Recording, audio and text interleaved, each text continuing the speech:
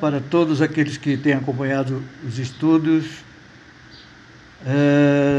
que fazemos quase que todas as semanas, né?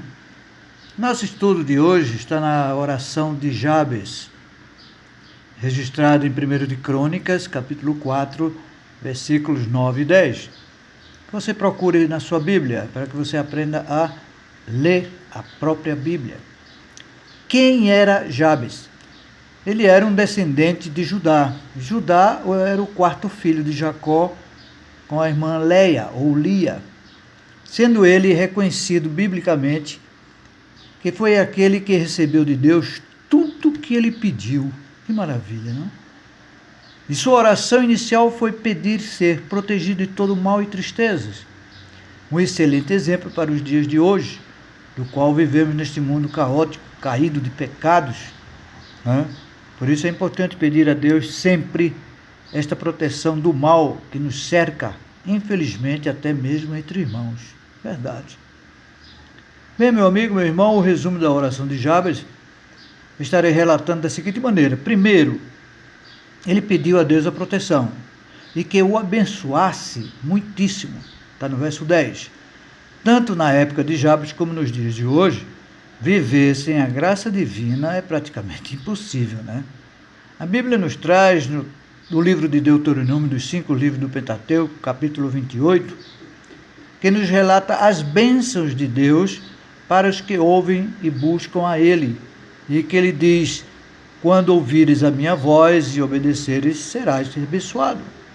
Assim também como nos mostra nesse mesmo capítulo, as maldições de Deus na desobediência. Está escrito, terrível coisa é cair nas mãos do Deus vivo. Lá em Jeremias, capítulo 14, versículo 11 e 12, ele diz assim, que Deus fala para ele, não rogues por este povo para bem, pois não são obedientes, eles são desobedientes. Não ouvirei os seus clamores até que se arrependam. Segundo, ele pediu a Deus que o ajudasse no seu trabalho diário, dizendo, ó Deus, amplifica, aumenta os meus termos. Ele estava realmente buscando a prosperidade do trabalho de suas mãos, tanto secular como a prosperidade espiritual.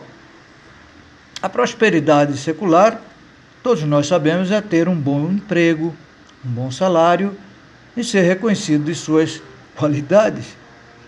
Já a prosperidade espiritual, como por exemplo você tiver o chamado de ser um maestro, temos um exemplo muito forte que podemos ver em Gálatas 6, versículo 6, que nos diz, aquele que é instruído na palavra, compartilhe de todos os seus bens com aquele que o instrui.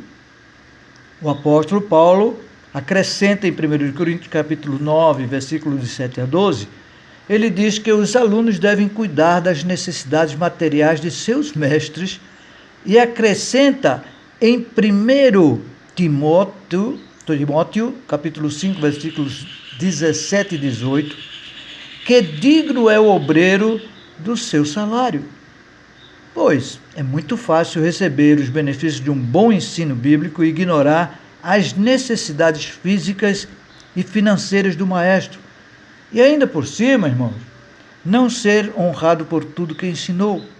E lhes digo, aqui nestes textos, não se trata de esmolar, nem dar gorjetas, mas ser ou sem a dignidade que o secular sabe fazer muito bem, honrar muito bem seus empregados. Terceiro, Jabes pediu que Deus fosse com ele em tudo, certo?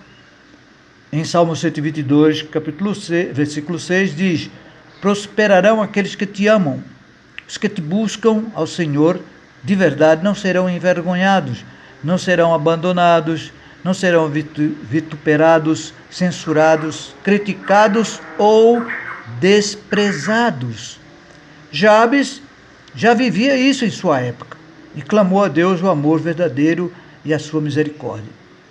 Quarto, Jabes pediu a Deus que livrasse ele das dificuldades e dores. Ele estava pedindo algo que hoje acontece quase que diariamente.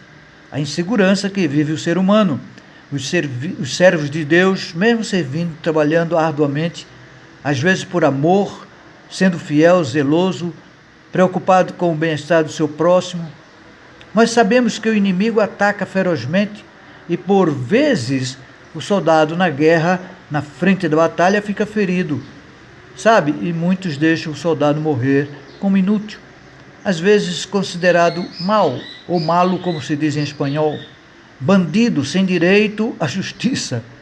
Finalmente, Jabes sentiu a frieza, a indecência de possíveis acusações, né, no futuro, pois o ódio e a indiferença do amor já podia esmorecer até mesmo, com seus irmãos, e que nos últimos tempos, como hoje, atingiria a igreja com falsos maestros, joios, destruindo paulatinamente a grandiosidade do Evangelho de Cristo.